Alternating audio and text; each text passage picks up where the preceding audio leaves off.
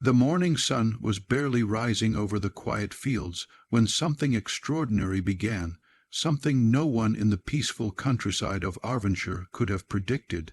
It started the day a multimillionaire nearly lost his life on a deserted rural road, and was saved by a girl who owned nothing but her honesty, her courage, and a pair of worn-out shoes.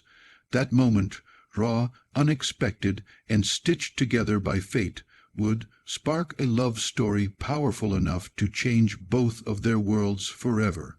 If you believe in kindness, in second chances, and in love appearing in the unlikeliest places, don't forget to like, comment, share, and subscribe to Soul of Light. Your support helps us bring more stories that touch the heart. Arden Blackwell had everything money could buy: private jets, glass towers bearing his initials, and a lifestyle that seemed carved from perfection. But beneath the tailored suits and the confident stride was a man drowning in loneliness. After losing both parents to illness at a young age and dedicating decades to building an empire from scratch, Arden had forgotten what it meant to slow down, breathe, and feel something real. One morning, exhausted from endless meetings and sleepless nights, he decided to drive himself to clear his mind. His GPS glitched, leading him down a narrow rural road where nature swallowed the pavement. Moments later, his car skidded on loose gravel, slammed into a ditch, and left him shaken, bleeding, and trapped. Not far away lived Solara Hayes, a girl content with simplicity, working on her grandmother's small farm after school, taking care of the animals, and dreaming silently of becoming a painter. She wasn't rich in possessions, but she carried an inner wealth of compassion, humility, and wisdom learned from the land. When she heard the crash echo between the hills, she ran toward the sound without hesitation. Solara found Arden slumped over the wheel, dazed and barely responsive. Without fear or second thought, she broke the jammed door open using a rusted iron bar and pulled him to safety. She stayed by his side, cleaning his wounds, speaking to him gently, grounding him in the moment until help arrived.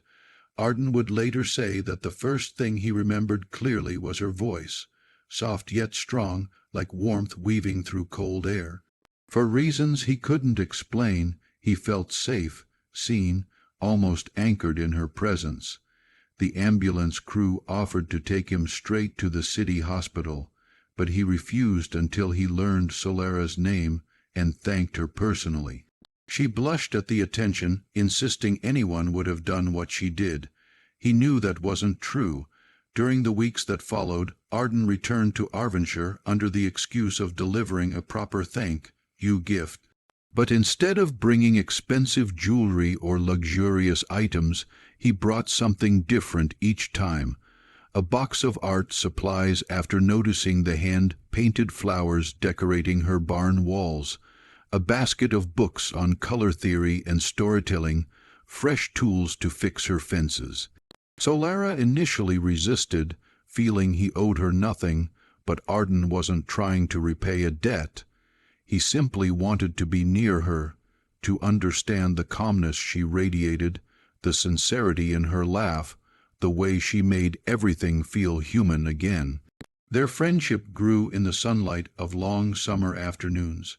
Arden learned how to feed chickens without scattering seed everywhere, how to plant rows straight instead of crooked, and how to breathe without rushing. Solara learned that behind Arden's empire was a man starved for something genuine. She surprised him with her honesty, her stubborn refusal to be impressed by wealth, and her ability to see beauty in rusted gates, aging barns, and broken things. Arden had never met someone who looked at the world as if its imperfections made it more precious, but not everyone welcomed their closeness. Arden's business partners whispered that Solara was after his fortune. Investors questioned his judgment. Even villagers stared, shocked that someone of his stature would spend time with a girl who wore the same patched jeans for years. The pressure mounted when tabloids found out, publishing headlines that mocked Solara and accused her of trapping a millionaire with a rural fairy tale act. Solara was devastated. She distanced herself, not out of shame, but because she didn't want to damage Arden's reputation or future. She told him she could handle insults about herself, but she wouldn't allow her presence to ruin him. That night, as a storm raged across Ardenshire, Arden stood at Solara's porch, completely drenched, pleading for her to listen. He wasn't angry, just heartbroken. He told her she had become the only real part of his life, the only person who didn't want him for his money, power, or influence. He told her she was the first person who ever made him feel like he was enough just by existing. Solara broke into tears, tired of running from feelings she didn't know how to carry. She admitted she cared for him deeply, but didn't know how someone like her could belong in his world. Arden told her she didn't have to belong to his world. He wanted to belong to hers. Months passed and both fought to protect what they were building. Arden publicly defended Solara against the media, boldly stating that no amount of wealth could compare to a genuine heart. He invested in the town not out of charity, but to honor the place that brought them together. Solara, moved by his determination, stopped doubting her worth. With Arden's encouragement, she applied for an art fellowship and later held her first exhibition featuring paintings inspired by farmland sunrises, resilience, and unexpected love. Their bond grew stronger, not because life became easy, but because they learned to fight side by side. Arden reclaimed pieces of himself he didn't know he'd lost. Solara discovered courage she didn't know she had. And one serene morning, as golden light spilled over the hills where they first met, Arden proposed not with diamonds or grand gestures, but with a simple silver ring he had crafted by hand. He promised a lifetime of honesty, growth, and choosing each other no matter how different their worlds seemed.